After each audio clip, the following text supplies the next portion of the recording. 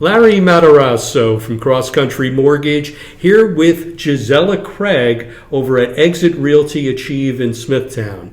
Gisella has worked at Exit for quite a while. She's going to tell us a bit about her career at Exit and also how she got into real estate. But you and I have known each other now for quite a while. I know it's been over a dozen years. Yeah, I think it's going into 13 years already. And Gisella really is a very nice partner to have on a deal. She shows a lot of care and consideration for her clients, and we've done quite a number of deals together. So it's great sitting down with Gisella.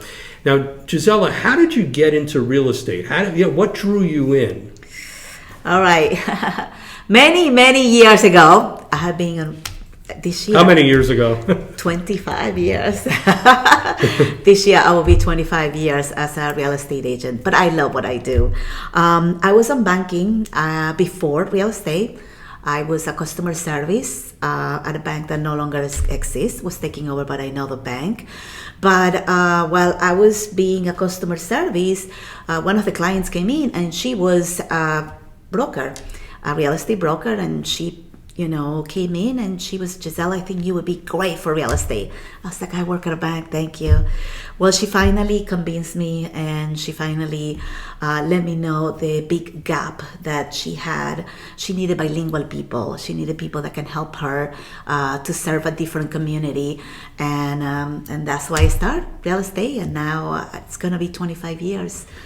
But Gisella, going from the banking industry for a bank that no longer exists, which you have a salary, it's safer, more secure, most people would believe, you have a set schedule, vacations, and to go into real estate and to work on 100% commission, it had to be scary. It was, but I'm going to be honest with you, the first time of my career, I was a part-timer. So I work at the bank and I close the branch and then I go and do showings. And sometimes I bring my kids to these showings, especially my oldest one. She will come with me while I'm doing the showings. And little by little, I have a second child now.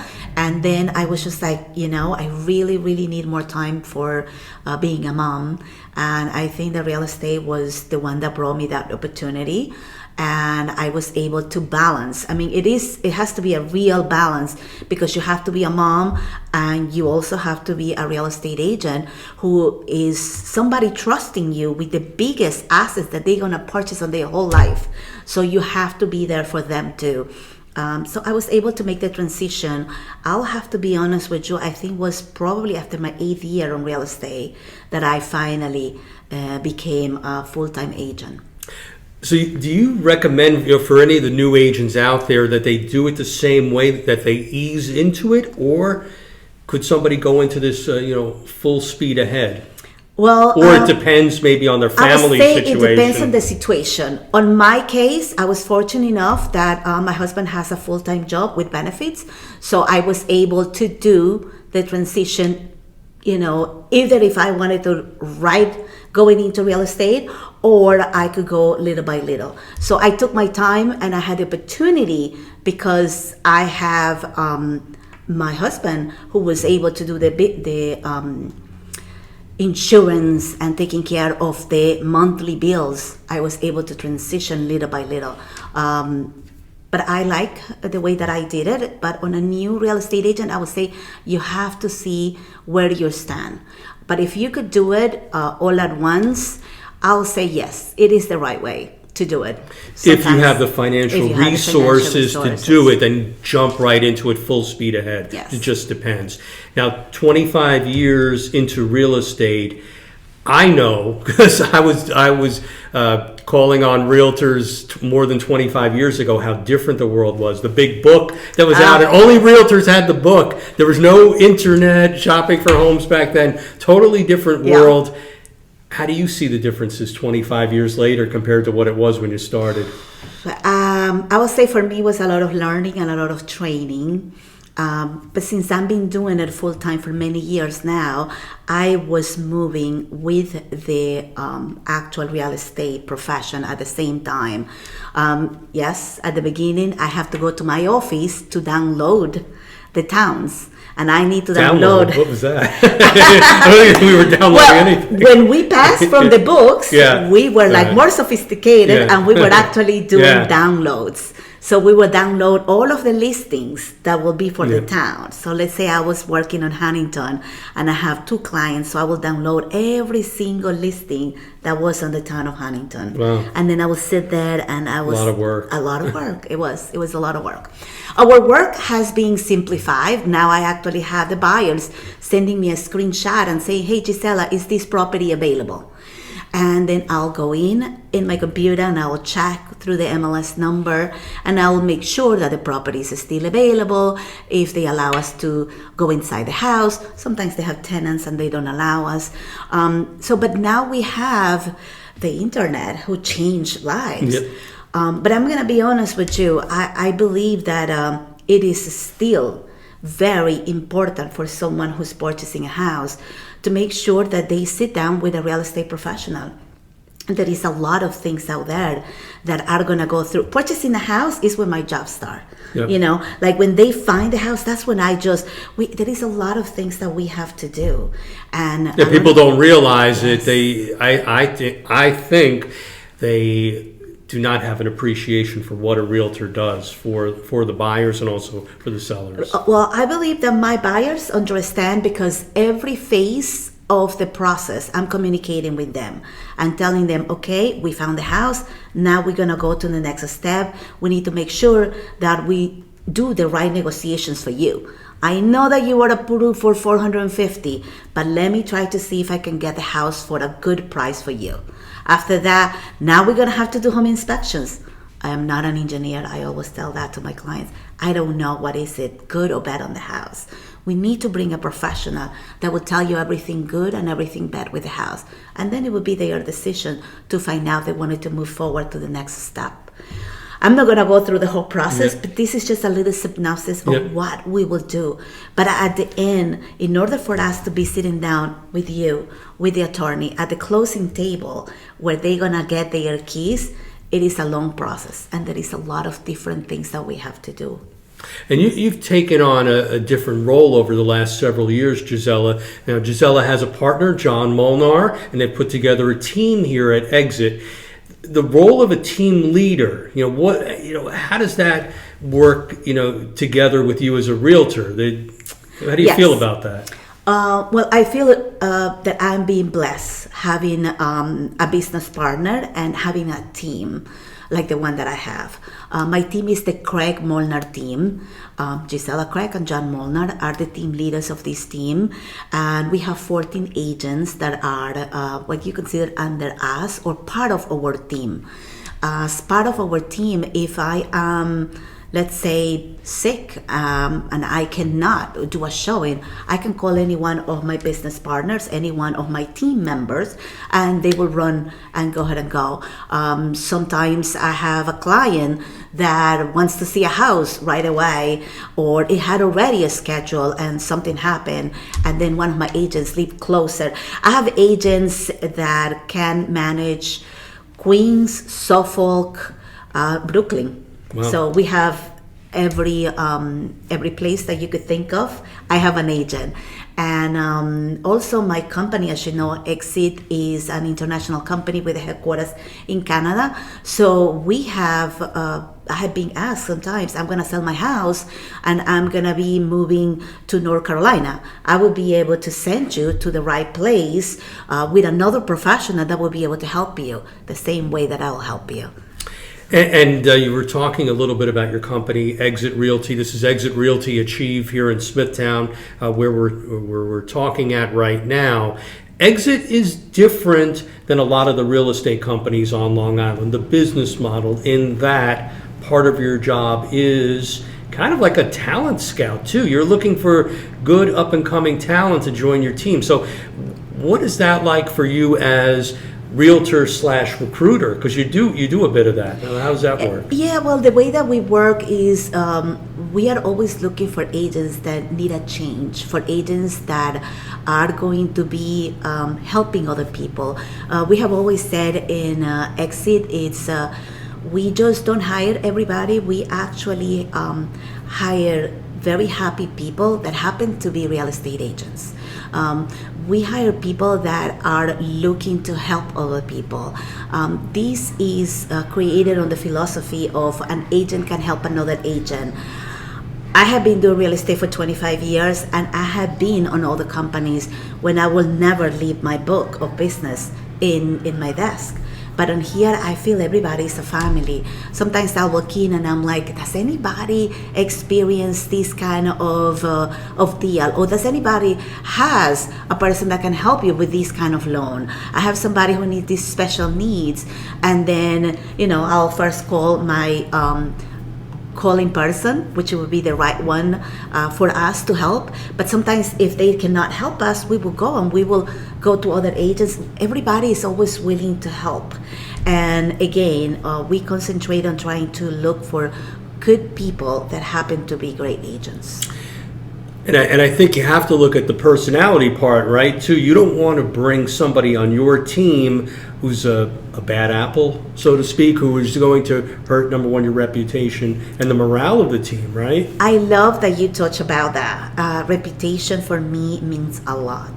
I've been doing this for 25 years, and I have never been on blowing to something because I didn't do something right. Business to business, agents to agents, I have never have to be in front of that. But yes, no, we do not want any bad apple. We actually will not tolerate any of that. If I see that somebody is not the right person, I will not even invite them. Exit Realty is by invitation only. We choose who we have done business on the past with really great agents. I mean, we have a lot of good people, and I would just invite them if they are interested. If they are not, that's fine. We have a great transaction and we're going to keep doing more business. But if they happen to be interested on joining a company that was created on the mentality of helping the agent, it's great. Then they come in and they will be part of my team. And we are always looking for good, talented, people that have no experience in real estate. We will train them from the beginning. But if there is an agent out there that is looking for a team, that is looking for a company that will benefit on them as an actual agent, this would be the right company to come and work for. And one thing I know Gisella takes a lot of pride in, with the fact that she is a native of Ecuador. You came here quite a number of years ago. Yeah. We grew up as a young woman in Ecuador, came to the United States, became a successful real estate agent. You take a lot of pride in being able to make sure the Hispanic community has a good experience when they're buying a home. So talk about that a little bit. Yes, with Larry, we have experienced cases where unfortunately the Spanish community has not been served the way that they deserve. So they come in and unfortunately they don't qualify them the right way, or they push them into something that it was not the right product for them. And that is one of the reasons that I like Larry. Larry have even though being able to help my niece very recently when she purchased her house. One of the reasons why, it's because I wanted to help the people that don't understand. I wanted to help the people that sometimes the language is a barrier for them. I love to help them. I love to make sure that they take the right decisions. I love to educate them. I really feel that I am blessed to be a bilingual person. You're right, I came in when I was 20 years old and I'm over 50 now. So I have been living in this country more than on my own country, but I speak the language and I can help people, and I love to do that. I wanted people to feel that they have someone that is able to help them to achieve that dream of ownership. I mean, I don't want people to be renting. I tell them, I rented when I came to this country. My mom had a small apartment, my brother had another apartment, and we were paying on rent more than $3,000 without really knowing it. And so that's the reason we went in and we purchased our own home. And I would say, Gisella, just from my perspective, I took Spanish in high school and college, but I am not fluent in Spanish at all. I need your help with that. But what I've encountered is with my Hispanic, Latina clients is they've trusted the wrong person who was from their country, spoke their native language, and I had to get them out of a mortgage that was arranged by somebody that took advantage. So I think what you're talking about, establishing that trust and treating people the right way is so vital. Now, you had mentioned before we started filming this that especially in the Hispanic community, the subject of interest rate is a hot topic and is creating some hesitancy. So what are you finding out there regarding that? Thank you, Larry. I'm glad that you actually brought up this point. Yes, I have seen a lot of the community telling me, Gisella, I'm going to wait till the interest rates go down. Well, I try to explain to them that I bought my first home at an 11% interest rate. Yeah. So I didn't focus. If I would have been focusing on the interest rate, probably I would have never bought it. But what I was focusing is how much is going to be my monthly payment. And my monthly payment was going to be close to $1,000 less than what we were paying on rent. Yeah, so absolutely. It was important for me to pay less every month. And now for something that was building wealth, for something that's going to be mine. So my best advice for a first-time home buyer is sit down with a professional and find out what is going to be your monthly payment. If your monthly payment is something that you are comfortable with, then move forward. Forget about what the interest rate is going to be. Why? Because historical, as you know, 25 years, the interest rate, it's usually between the 6 and the 7. That is the normal. That 2% and 3%, that was something that it wasn't normal. That is something that if I had people sitting down saying, I'm going to wait till go down, they will be waiting for a very long time, and even that may never happen again. And I have the conversations on my end, Gisella, where sometimes home buyers in their shopping will take a little bit of a break and they'll say, I'm waiting for interest rates to come down. So let's say that happens for the home buyer. It's going to be a repeat of history, right? You're going to have people lined up down the street. Yep. If you're a first-time home buyer who's just trying to put together enough money for a down payment, you're going to, again, be going up against people bidding multiple offers, above asking price, waiving appraisals, waiving inspections, waiving mortgage contingencies. So it's tough. That's a tough game to wait for, right? Because low rates equal more demand, right? Yeah, but more important too, Larry, is that if they are already on the house at whatever rate it is a house that they are comfortable with the payment. If the interest rate go down, refinance. Yep. Refinance. Some people said, but it will be starting at 30 years. Not really, because you can refinance for 20 years, you can refinance for 15 years. You can do it. You actually can do it, Gisella, believe it or not. Let's say if you buy today and the rates go down 3 years from now, so you're 3 years in, you could do a 27-year mortgage.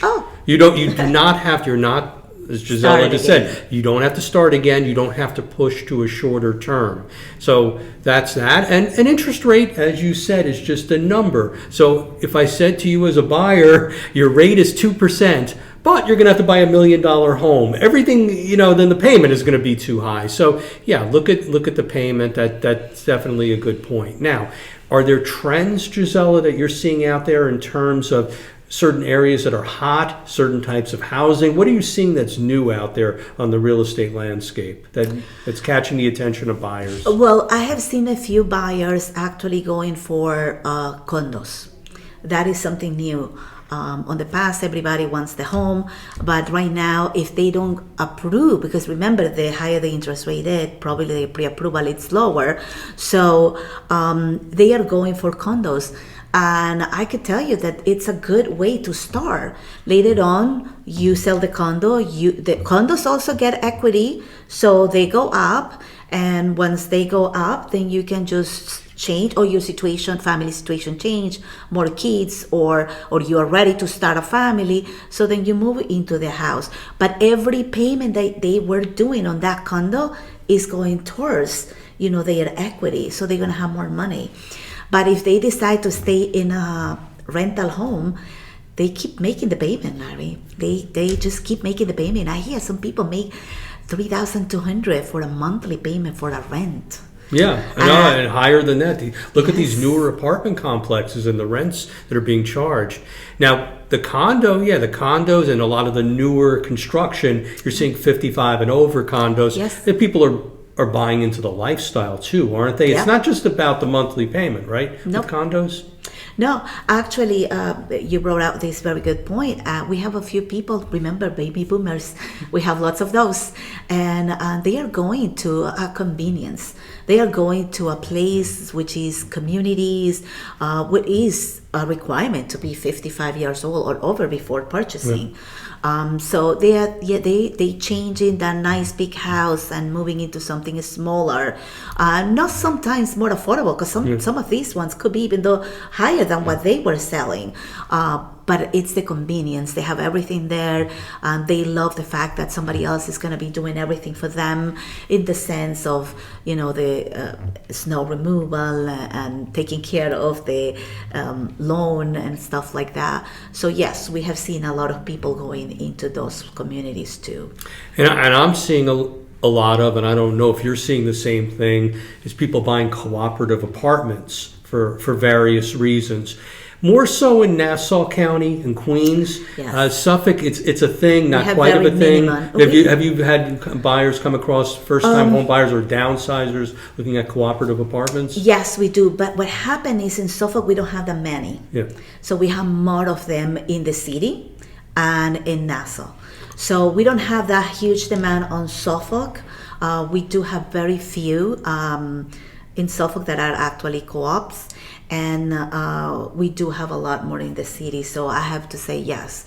If somebody is looking for something, it's usually cheaper. So they will go into the co-ops. I have seen people. Yeah, I mean, we're sitting in Suffolk County. I think there's a few areas where co-ops are popular or more common. Patchogue has some co-ops. Holtzville, Coram, Islip. I think North Babylon. It is a tool for home buyers who are just starting out, who don't need a lot of space and don't want to pay rent, and also for some people who are downsizing. To be honest with you, anything that has to do with investment, they are money, instead of just paying the mortgage for your landlord. It's the right thing to do. One interesting thing, and I wanted to get your opinion on this, Gisella. I'm seeing a lot of rental apartments going up, a lot of construction for new rentals. Why do you think that's taking place, and how do you think that's going to work out? Well, I personally think it's because in Suffolk, at least, we are experiencing a shortage of homes. This is hurting the shortage, right? Yeah. You're building rental apartments. Yeah. So they believe that a lot of our kids on the 20s, they just don't want to be home anymore. They want to leave the nest faster. So they are building these new rental units where they are going they are popping up more and more. So they want to leave the nest. Is it that they do not have the patience to save money for a down payment and closing costs, and they just want to get out and rent? Is that what you're seeing? Yes, that's what I personally thinking. I'm thinking that it's costing them money to be, even though with their parents, because here they have to commute somewhere. So they are moving to places, and they don't have to have a huge down payment. And I believe that the reason because they do it is they just wanted to be out. Yeah. They just want to be by themselves. They're impatient. They want to get out of their parents' basement. Yes, instead of being saving. If somebody's out there, stay on mom's and pop's house, save some more money, because we have some programs that require very little down payment, right?